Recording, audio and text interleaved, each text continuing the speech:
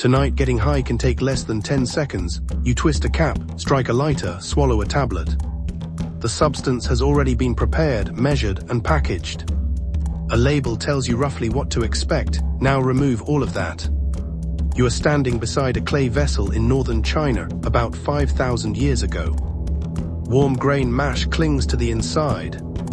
The air smells sweet, sour, and slightly rotten. There is no thermometer, written recipe, or way to test what is happening inside the pot. Drink too early and almost nothing may happen. Wait too long and the mixture may spoil. Choose the wrong plant or use too much, and the result may be sickness, delirium, unconsciousness, or death. So what did humans actually use to get high 5,000 years ago? Cannabis, opium, alcohol. And without laboratories or standardized doses, how could anyone know what they were about to put into their body? The first problem is that archaeology does not preserve a feeling. It preserves seeds, stained pottery, burned stones, strands of hair, and chemical traces. Finding a psychoactive plant does not prove that people used it as a drug.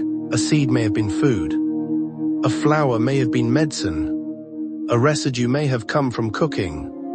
To say that someone truly got high, archaeologists need more than one clue. At the Midjiaya site in northern China, they found those clues inside pottery dated to roughly 3,400 to 2,900 BCE. The site contained wide-mouthed pots, narrow-necked vessels, funnels, and yellowish residues. Researchers led by Jiajing Wang and Lai Liu examined the microscopic remains and found damaged starch grains consistent with brewing. The ingredients included broomcorn millet, barley, jobs tears, and tubers. Some starches were swollen and distorted in ways expected when grain is malted, heated, and fermented. The vessels, residues, and nearby heating areas suggest this was not simply wet grain left outside by accident. Someone had developed a process. The drink was probably cloudy and thick. It may have tasted sweet, sour, smoky, or yeasty. We do not know its exact strength, but this is the clearest evidence-based answer. 5,000 years ago, one of the best supported ways humans altered their minds was through fermentation. That sounds simple only because modern brewing hides the difficult parts. Starch must become sugar. Microorganisms must convert some of that sugar into alcohol. The mixture needs water, suitable warmth, enough time, and protection from the wrong microbes. Without a clock, you judge the batch by bubbles, smell, taste, surface changes, and memory. What if the weather turns cold? How warm is too warm? Which grain produces more sweetness? Which container leaks? A prehistoric brewer was not doing modern chemistry, but repeated brewing turned invisible biology into practical knowledge. Smells, textures, and tastes became a recipe before anyone could write it down.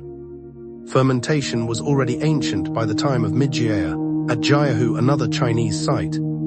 Patrick McGovern and other researchers found evidence consistent with a fermented drink made from rice, honey, and fruit around 9,000 years ago. This does not mean every ancient group drank alcohol, or that every fermented food was designed to cause intoxication. Fermentation can preserve calories, change flavor, and improve digestibility. A weak brew can be food as much as a drug. But ethanol does not care why it was produced. Drink enough and reaction time slows, anxiety may soften. Speech becomes louder or less controlled, balance changes, social distance may shrink. The same drink that helps a gathering feel connected can also cause conflict, injury, wasted food, or a useless worker the next morning. So the altered state created another problem: who was allowed to drink? How much could the group spare? Was the brew shared at a feast, used in healing, offered during burial, or simply enjoyed? Archaeology can sometimes identify the vessel and ingredients. The rules around the vessel are harder to recover. This is where the image of a lone prehistoric person searching for a private high begins to collapse. Brewing required grain, containers, fuel, water, time, and knowledge. Larger batches required cooperation. The drug was not just the liquid. It was the recipe, pot, fire, microbes, waiting, and social permission to drink. But what about opium? Opium poppies were present in Neolithic Europe, long before 5,000 years ago. Archaeologists have directly dated poppy remains from Western European sites, including early capsules from La Marmotta in Italy. That sounds like proof of ancient opium use. It is not. Poppy seeds can be eaten or pressed for oil. Finding them does not prove that anyone collected psychoactive latex from the capsule. Humans may have discovered the plant's sedating or pain-relieving effects. That is plausible. But the seeds alone do not prove it. Cannabis creates the same trap. The plant can provide fiber, rope, seeds, and oil. Finding cannabis does not prove that people burned resin-rich flowers and inhaled the smoke.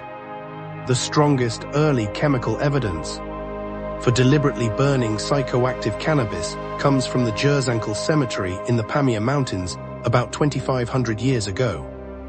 Researchers found residues in wooden braziers used with heated stones. The chemistry suggested strong cannabis had been burned, probably during mortuary ceremonies. That evidence is powerful.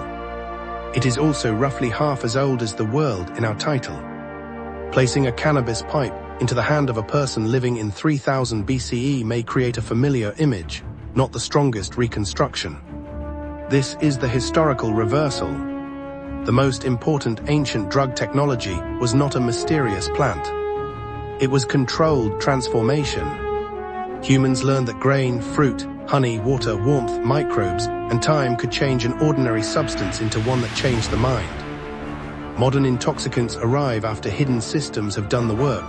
Farmers select the plant, machines process it, laboratories measure it.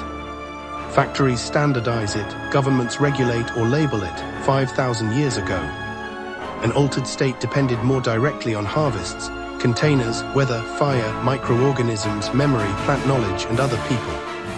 That did not make it purer, it made it less predictable. And it made intoxication harder to separate from food, medicine, ritual, grief, celebration, and community life. Humans were not always trying to escape reality. Sometimes they wanted pain relief. Sometimes they wanted a feast to feel different from an ordinary meal. Sometimes altered consciousness may have marked healing, adulthood, death, or contact with the sacred. And sometimes, almost certainly, people simply enjoyed how it felt. The motive is human, the system around it changes. Tonight, when someone twists a cap, strikes a lighter, or swallows a measured dose, the action looks individual.